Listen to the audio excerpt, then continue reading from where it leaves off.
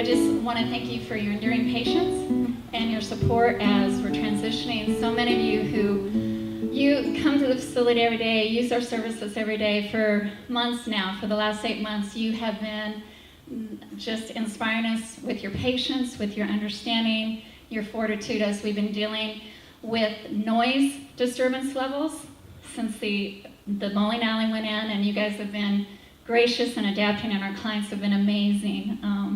You guys have been great as we've been doing that, and then increasingly with the many incidences we've had since October of smoke fumes coming inside our suite and people's eyes burning, throats burning, and you guys have been experiencing that, and it's grown to this critical level.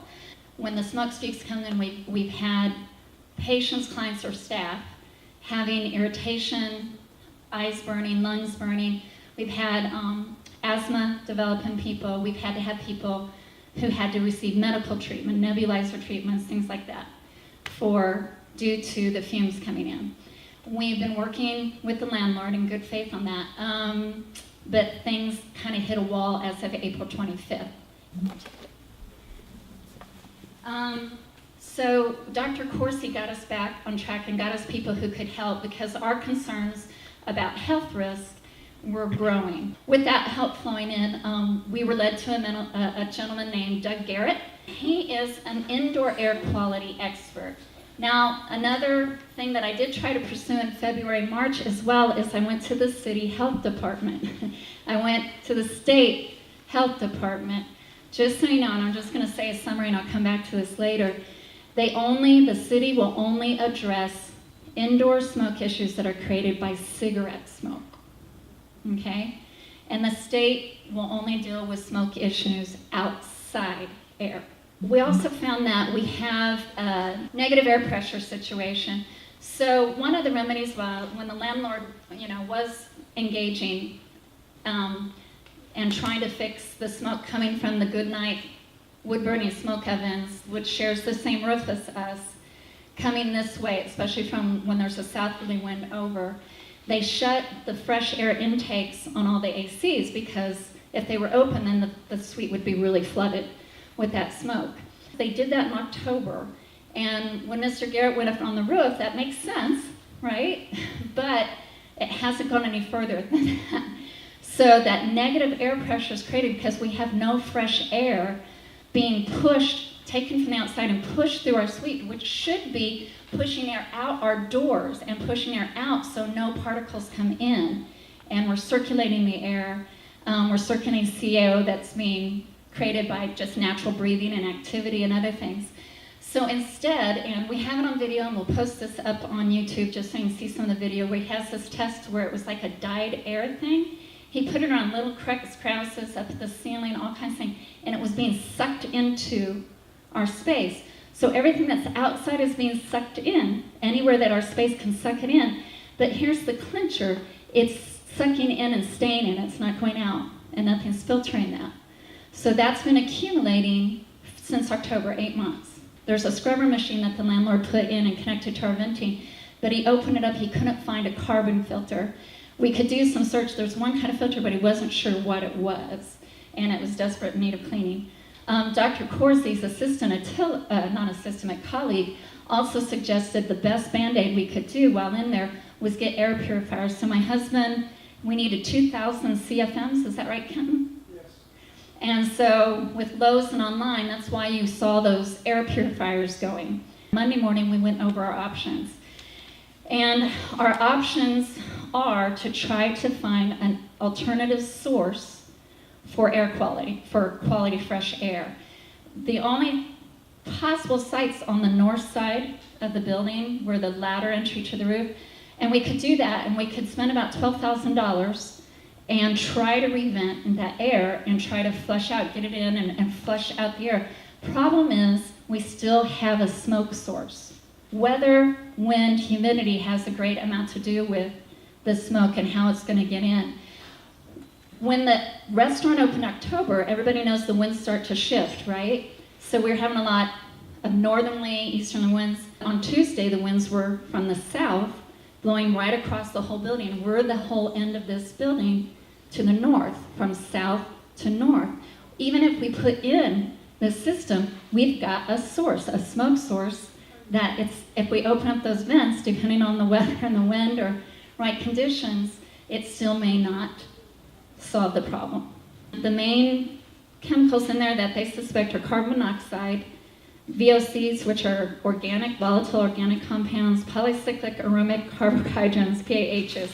In layman's speak, he gave me another piece of paper, carbon monoxide, nitrogen dioxide, carbon dioxide, and particulate matter.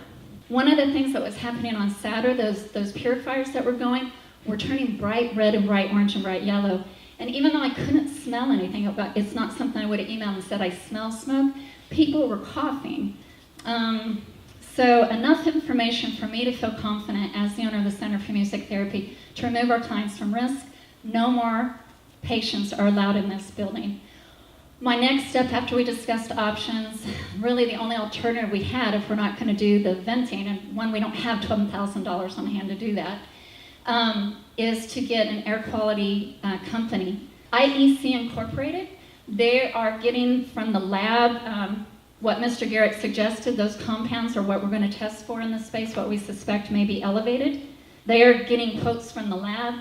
As soon as they have those quotes, then they're going to pick the right conditions, and a Hollis, forget his last name, will be the one that has to administer the test under strict conditions. So all of that has yet to happen before we're going to allow, if we can go back in the suite at all, before we allow that. We want those tests to come back. We want to know what is in there, at what levels, analyze that data, and then respond to that. If there's nothing, that would be great.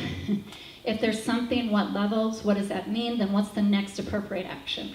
I'm going to move on to the next agenda item, temporary location plan for patient services. Emma already kind of went over that, so now that you have your handout, on the back of the agenda, we have the address of Austin Winds. Austin Winds, again, is right here. The majority of our adult and older adolescent individual clients will be seen there in all of our movement disorders programming. So all of our Parkinson's, head injury, all of that, stroke, all of those things, that whole movement disorders health first line program, all those classes will happen there. Or we've been using the deck or outside. One class only one class is going to happen over at Music Together, the Friday noon singing group. We're just going to walk around the corner, and they have a big, lovely room, and we're going to sing.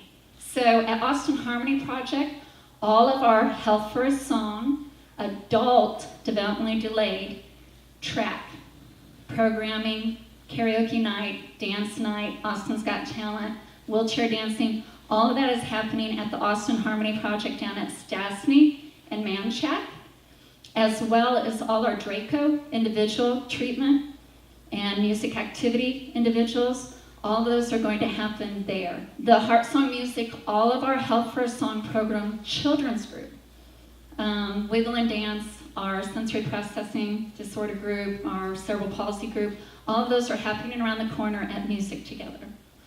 And last but not least, Armstrong Community School of Music, all of our individual children treatment, all our music therapy treatment will be happening there as much as possible. So again, this is probably a short-term 30 to maybe 90-day plan, and we'll just keep you informed. This is a temporary closure. We're just kind of taking it one day at a time, so just kind of keep this in mind as a 30-day as we're still trying to get those tests back.